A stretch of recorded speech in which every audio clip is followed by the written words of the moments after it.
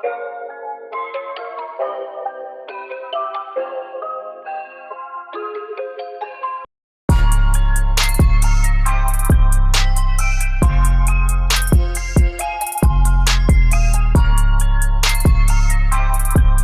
good, everybody? It's your boy, Shea Duke Jackson, with another episode of the Repat Podcast here in the Kinganda channel. We're live, actually not live, but we're here recording in the great city of Kampala, Uganda. We have a really special guest here from the Atlanta, Georgia area. But I will let my co-host and my other brother that's here today introduce themselves. Yeah. So hi, guys. Again, my name is Janita Maya, manager and presenter with Kinganda. Hello, my name is Daniel, and I'm out of Alabama by way of Atlanta, now in Ghana. Okay. All right. So I want to thank everybody for listening. And Dan is a good friend of mine. He's a tall brother, so he's head is about the ceiling size. But before I even thought about coming to Africa, he was one of the most influential people talking to me. And in fact, it was because of him I got my first manager with Kinganda here in Uganda. It's because of him. And I wanted to, kind of talk about his story, how he started coming to Africa, because he's been doing some really great things in the agribusiness sector in the Ghana region. But brother, you're an African-American just like me. What gave you the urge to even want to take the step to do something in Africa when you were from Alabama? Well, wow. Well, back in 2006, I saw that I didn't like the trajectory of not only my life, but how I saw the country, the direction it was going in. Mm-hmm. So, I got to thinking and meditating, studying everything about legacy building. Okay. Everything centered around legacy building, how to build and establish a legacy and how to keep it going perpetually. Okay. And so, the more I studied, and me being in the trucking business, I'm always out in California. Right. And I see orchards, tens of thousands of acres of orchards, strawberries, but everything that we depend on, right, for enjoyment or just for basic nutrition. Mm-hmm. I saw it like, hey, and me from Alabama, growing up on land, and we grew our own land, had our own well and stuff like that. I got to thinking that in order for me to establish my legacy, I need to secure the most precious things first, which is your nutrition. Right. And if you can minimize who has direct influence of that, then you put yourself in a position of power. Okay. Mm-hmm. But why Africa? Why not in the South somewhere? Well, okay. So me knowing that you really don't truly own anything in the U.S. the way the system is set up. I mean, you constantly always paying taxes. So I'm looking at where can I get the most bang for my buck. Okay. So I had a few crumbs, and I figured that I could get further right in Africa, and with the least amount of red tape. And so it was all about efficiency, where I could get the maximum return on my time and my energy. And then, so once I started researching and building relationships, okay, keyword building relationships, getting to know people, inquiring, shutting my mouth, because Black Americans, we love to talk. Oh, yes. We know everything. So I figured out that Ghana would be a great introduction or a great entrance into Africa. Yeah. And that's when I started on my journey back in 2009. Then we eventually moved in 2007, then eventually we moved to Ghana in 2009. Okay. Yeah, when you talk about your journey, just to clarify, you used to go back and forth, right? Yes, in the initial stages, I made it was a group effort. Mm-hmm. There was a couple other brothers and their families. Okay. And that eventually imploded because, most of us, we have these desires to make international moves, right? But we don't take time to get therapy and look at ourselves and assess ourselves before we making those international moves. Before you go on, can you expound on what you mean when you say that? Our experience has been overwhelmingly traumatic. It's well documented. Right. And when you go from a first world country, what they call a first world country, and you go to a third world country, there's this book that I read called The Pedagogy of the Oppressed. Okay. What typically happens is, and they did a study based upon what happens is when there are coups. Okay. the uprising of the people who tried to overtake the tyrant or the ruler, they become worse than the person that they replace. So my initial stages of going back to Africa, my wife at the time and we didn't talk. We didn't speak other than hello, how are you? Basic, the basic pleasantries. We didn't go there trying to teach, talk, educate Africans or do anything. We went there to learn. Okay. And if they saw us talking, it was through our efforts. It was through me digging a compost hole or me out there farming and stuff like that, me clearing the land. Right. Getting calluses in my hand. I almost cut my hand off. Right. With a machete. So, we decided to make a conscious effort not to take our demons, our unresolved issues, our frustrations, and the journey and the plight and the bitterness that can come with being in an American environment. We wanted to make sure we did not come imposing that on our people in West Africa. Mm-hmm. That's really, really nice, because sometimes when people abroad come to Africa, they have this teaching. They want to teach, which is not bad. It's definitely not a bad thing. It's nice, but sometimes it's not that well received. When people don't know your intentions at first, they're kind of skeptical, to hear what you have to say. Absolutely, and they should be concerned because first, the question I always get, why are you here? Mm-hmm. And so, then I have to expound on that. And then if they have further questions, that's when I share more information. Oh, I don't volunteer information just because I think I know better, or because they make me barefoot, or because, like where I bought my land, they have 700 acres, but no running water. Okay. I don't see myself as above them. Yes, I know I have some advantages. Right. But I'm learning how to share and disseminate information so we all can come up together. Okay. Let me ask you the Jonita question that she asks every farmer.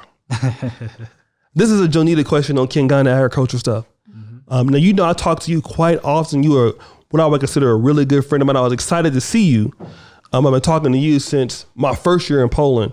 So you've talked to me about some personal things and likewise. But for the viewership, what have been the challenges? That's Jonita's favorite question. What are the challenges that, as you're an entrepreneur, and I've seen some of the projects that you've been doing, you spend a lot of money down there. But for those people who have been looking at, relocating to Ghana, which is a hot spot, and you've been there back and forth for somewhere over 13, 12 years, what are some of the challenges that you have faced? And if you could do different now than before? Got more therapy. Okay. I would start with myself. Okay. Because everything begins with self. Right. And, I had great soft skills prior to, because, as I shared with you, my mentors were, Ghanaian, and they were affluent Ghanaian men. Right. And, thank God for my parents. Yet, but we don't understand how to come from a country where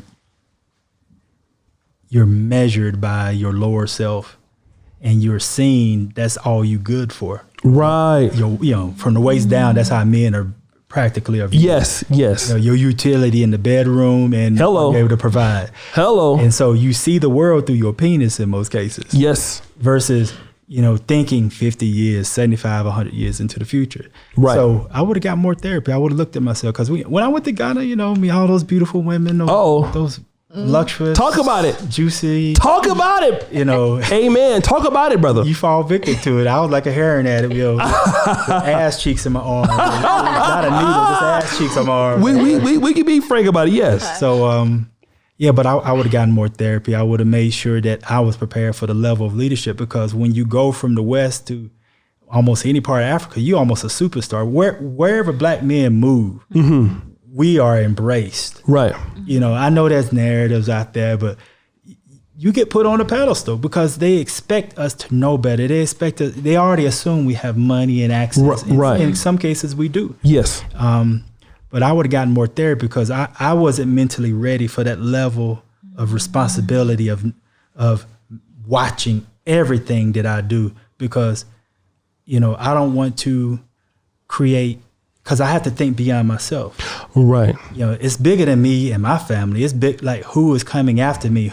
Right. Would they be seen as a womanizer in the village because hypothetically, if I was doing it. Right, right. Let me just say this before you get to Joan. That's something that's important. And I've noticed since I've been coming to Uganda and since we've been doing this channel, the things that I do, if I do or don't do, I'm instantly ridiculed. Yes. Because as much as we want to know we're all black, I'm still a foreigner. You're still a foreigner, Yes. right? Yes. So it looks bad on our people if we make any mistakes, regardless. A lot of times I would feel, because, getting scammed and stuff, you can be justified Right. in your actions, but they don't care about that. They're looking at what you did to them. Right. And you can either open the door for the African Americans or you can close the fucking door for African Americans. Go ahead, John. Yeah. I just want to talk about your family. You have kids? Yes, I have children. Oh, really? Yes. Oh, that's cute. Oh, sorry. And your wife? I have wives. You have wives? Yes. How many? 2. Stop. Yes. Oh, okay. And Yes, where they did know you about meet each them? other. One in Atlanta and one in Ghana. Do they stay in the same country? No, he just said one in. Oh, sorry. Yeah. They will eventually be in the same But have they met? Oh yeah, they definitely met. Yeah. So let's talk about. I believe in transparency. So let's talk about that, because this whole aspect for the brothers, and we ain't trying to push nothing on nobody, because since I know Brother Dan, this is his way of doing things. How more easily is it accepted in Ghana if a person that has doing this, since in the States, they not gonna be down with that. But how has that been received? You in Ghana having more than one wife in comparison to living in the States. They accept it in the States too, but it's quiet. It's quiet. Yeah, it's more taboo. But in Ghana, yeah, it's more so about status. But I make a conscious effort to meet fathers. Okay. And so with my present wives, even my former wife who was a part of me, I built relationships with the father. Let them see me, because men see through BS. Just like I have daughters. Hello. So, I can go to my father-in-laws, and if I have a problem at home, I can go to my father-in-laws. They put stuff in check. Okay. Because they know that there's a synergy between us. Right. Like my father-in-law, he's intending on coming to Ghana as well. Now, will he be permanent? I doubt it, because my wife in Atlanta, she has a brother who has she has a brother who has sons. So, but granddad, he already said, I want to be in Ghana at least 6 months out of the year. Okay. So that's based upon, me building relationships, starting with myself. Okay. Because everything I'm doing right now is just a reflection of self. Okay. I'm only copying what my dad did, my mom did, because I was in boardrooms at 12, 13, 14.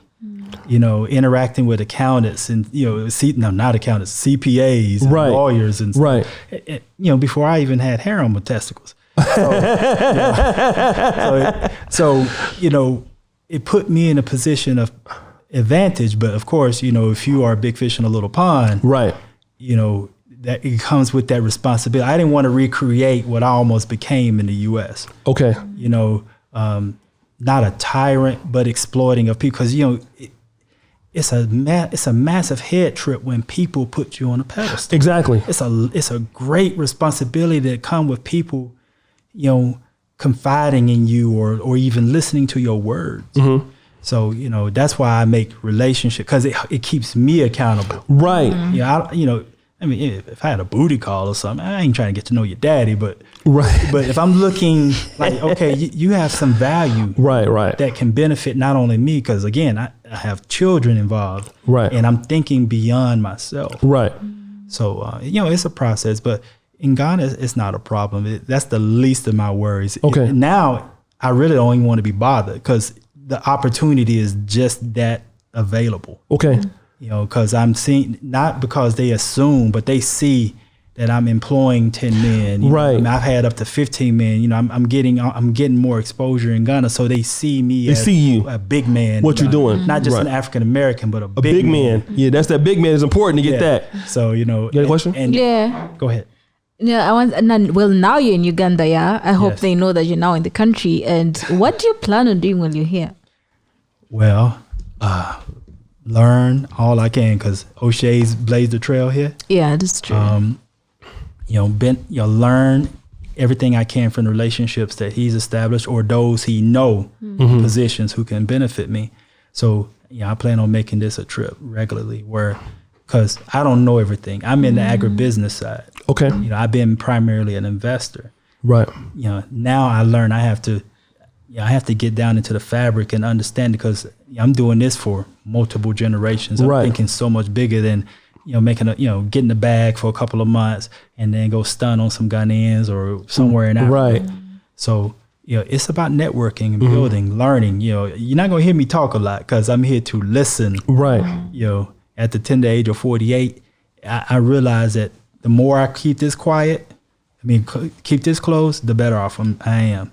Okay. Unless somebody inquires and wants my wisdom. Right. Let me ask you this, because shout out to King Obatunda. He's supposed to be here today. But let me just tell this quick story. King Obatunda is from Virginia, right? So one day he was telling me about how profitable the chicken and egg producing business, layers. And this is when I was here. I was like, eggs? Man, what the fuck are you talking about, man? Eggs? I'm from Sacramento, California. What the fuck are you talking about? Eggs? Then I met Dr. Daniel from Farm Up, who's now in Luweero. We went to Mbala to see him. Yeah. And then I was like, oh, there's people making $3,000 doing eggs in Uganda. And then for me, because I grew up, now my grandparents, they came with the Great Migration to California from the South, like where you're originally from. So Louisiana, Arkansas, where our people are from. Right. So they were more likely to do farming than somebody like me who grew up in the metropolitan city. That's an opportunity that you don't have in America at all if you're from but in Africa, the door is so wide open for this. So tell me, because I've seen your whole journey, man, from, just the, you're doing the health and wellness thing. I know that you're a vegan. And I've seen some of the problems you have with the acidic, the acreage you have to now, you've solved that issue. How much opportunity is in the agribusiness sector for not just, Africans in the continent? Because some Ghanaians are going to learn more today from you because they're in America somewhere, don't know how to come back. Right. Or in Uganda, they don't know how to come back. Right. But for you, agribusiness, how has it helped you? And what's the opportunities for African Americans or just people from the Black diaspora wanting to come back home to Africa? What's the opportunities there for that business right now?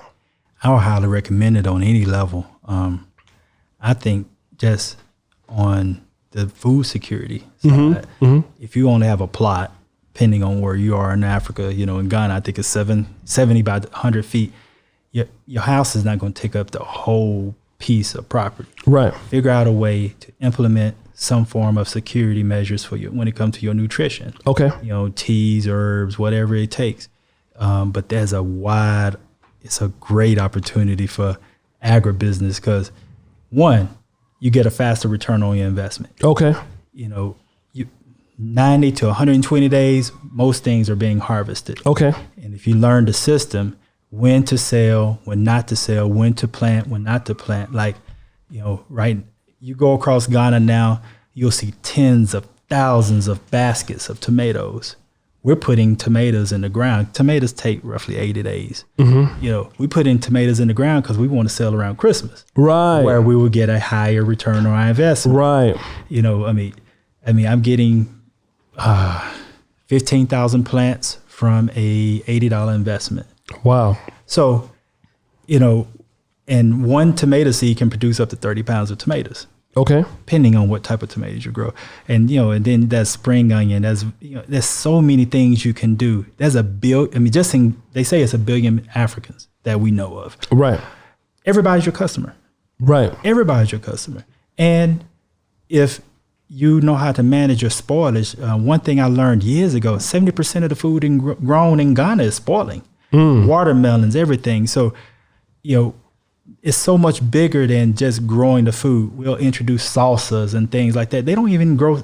They'll have 70% of their tomatoes spoil, but won't even make salsa. We like salsa. Yo. Oh yeah. Oh yeah. We eat it with anything. Right. Same thing with their mangoes, pineapple. All those can be made into sauces that you can minimize your loss. Right. But when it comes to African Americans or any diasporans who are looking to come to Ghana or anywhere in Africa, I would definitely look into agriculture first for yourself. And secondly, as an additional business, because all it takes is $500 you in business. And hopefully in that time, if you do it right and you get, you have rain, depending on what you grow, you're going to see a return on your investment. You may threefold your investment the first time, but it depends on, are you willing to put in the work? Right. Yeah. Go ahead. Yeah. This is a bit cliche, but do you think young you would appreciate the man you've become right now at your age? Repeat what you said. Do you think young you would appreciate or will come and accept the man you've become right now? The younger me. Yeah. When you look back. I wish I can go back and whip my young ass. All the time and energy I wasted. Yeah. The man I am today is what I wasn't man enough to be years ago. Because I was really dependent upon women's validation at the time. Okay. And now if it ain't my parents or my peer group validation, is my validation, then whoever else may come. Okay. Because I don't define myself by my lower self. I'm thinking too far ahead now. Right.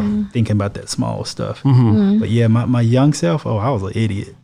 But this is the man I've always wanted to be. But I didn't. That's where I like to say, shout out to the manosphere. You get to know that it's not just you, going through these things. Because that's one thing about that system over there.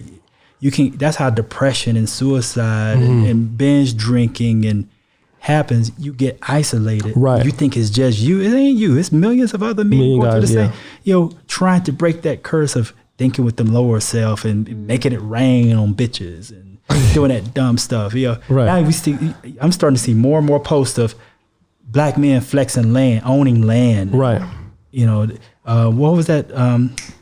The rapper? Yeah, what was the rapper? His girlfriend bought him 28 acres. Moneybag Yo. That's the How you know that? Yeah. That's winning to me. Right. 28 acres. Yeah. Now Bill Gates buying millions. Bezos buying. We always been told to follow the rich, but we want to. But I guess you can't. Stun on a nigga with 28 acres of land. My tomatoes bigger than yours. Nigga. Right. Fuck your watermelon. Nah. So. Yeah. Well, let me ask you this, because I know you were telling me certain things about Ghana, and I've never been to West Africa, but I know that Uganda might have some similarities. I'm pretty sure that if I go to Ghana, I can see certain things that's happening there that occur here. But let's talk about patience, because many people, like last year was a year of let's go to Tanzania. Everybody named Mama went to Tanzania or to Gambia. We saw it all on YouTube. Right. And then like 90% of them people left for whatever reason. And people are used to doing things in America where we have a really good like banking system. The education system is pretty good, and the job market is pretty decent in comparison to other parts of the world. When you come to Ghana or Uganda, you are the human resources, you are the talent hirer, you are the talent developer. And then there's a lot of patience that is required in dealing with a culture that's different from yourself, and everything doesn't happen right away. How much patience do you have right now in comparison to, let's say, 15 years ago, dealing with people? It's night and day. Why? It's night and day. Wow. We got time.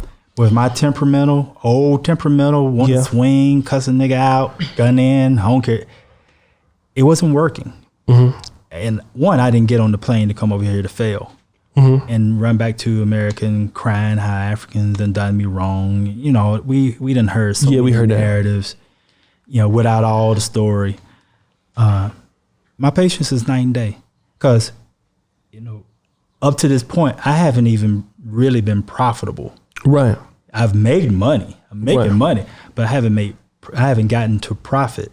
And, in the business and logistics, I'm making money every day. Right.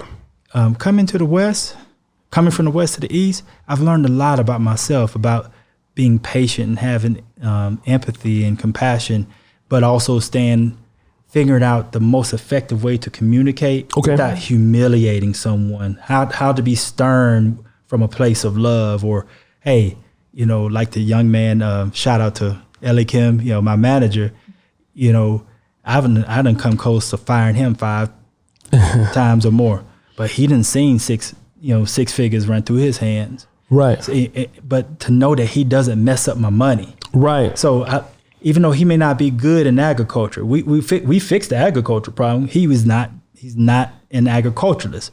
He is great at bringing people together and managing. So instead of going off like, man, you old fuck nigga, blah, blah, blah, man, old fucking Ghanaian, I look at, okay, what things does he do that benefit me? Mm-hmm. And now he's about to reap the benefits. Right. The old me, I would have cut him off, and the land would have just been dormant. Mm-hmm. To have somebody who don't mess up over $100,000 investment. Yeah. That's invaluable. I mean, most of us can't even say that about our own mothers. Oh. So, look at all the NFL players and NBA who are broke. Right. So, we have to have patience, and it takes time. It is not going to be easy, and you have to think before you speak and think before you act. And those are things that most of us have not mastered. That's why I said we got to get therapy first, because you have to think, okay, if you're coming here to win, is what you're about to say or do going to help you win 20 years from now? Right. Because I know an African-American man whipped his woman. I mean, he had no business putting hands on her. They deported him. She got the house. She got everything. They deported him like in Ghana. 2 hours. Yeah, this happened like 10 years ago. Wow. And, lost his composure. But I don't know if he ever had composure. Right. So it was unfortunate. But you got to think before you speak and make your move. Yep. That's why I play a lot of chess. So okay. Anything, John? No, actually nothing. But what do you hope? Okay, you already mentioned that. But what are you looking forward to in Uganda, apart from the relationships and whatnot? Do you think you'll do some tours around or something like that?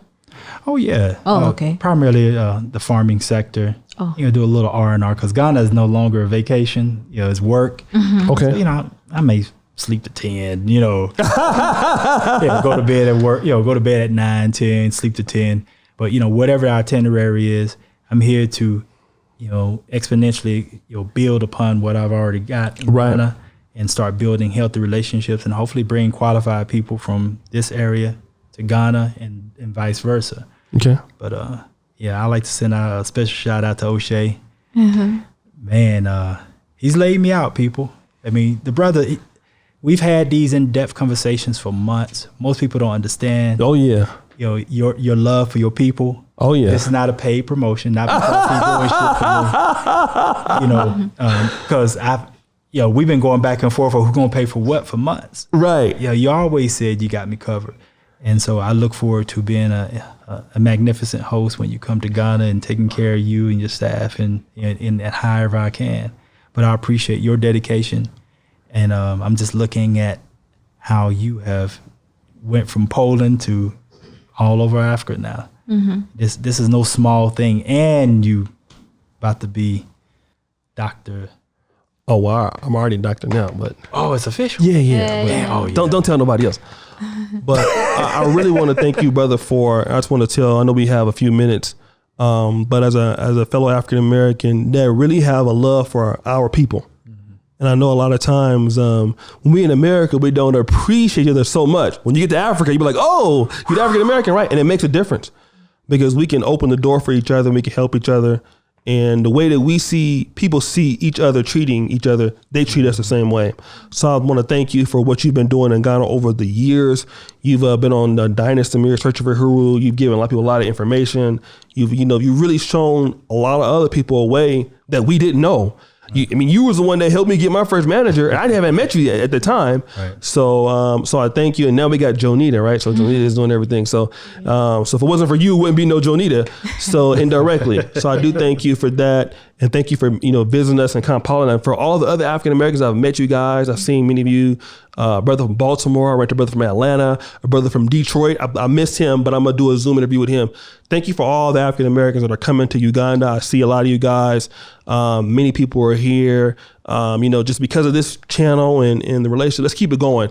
So guys, subscribe, hit the bell. Check out the King Ghana and Repat Podcast. We're going to be here doing things pretty interesting. I really appreciate you for all that you do.